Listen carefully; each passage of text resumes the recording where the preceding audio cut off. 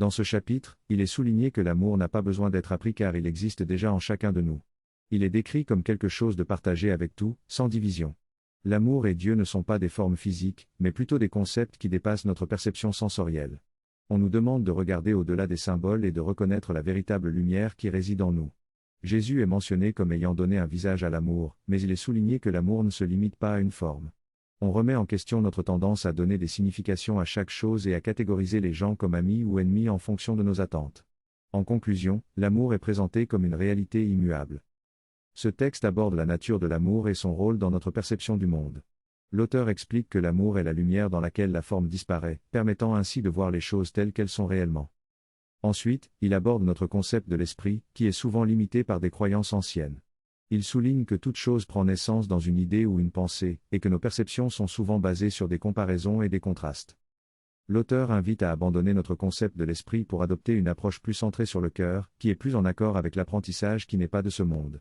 Il explique que les mots d'amour ne pénètrent pas seulement dans notre cerveau, mais aussi dans notre cœur, où ils peuvent avoir un impact plus profond.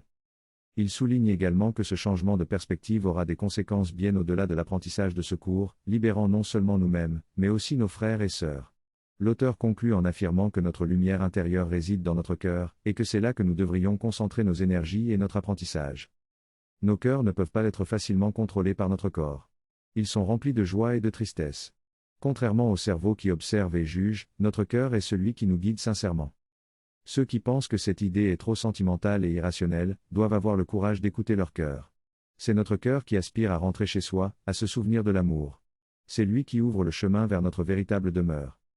La douleur endurée par notre cœur n'est-elle pas une preuve de l'amour ?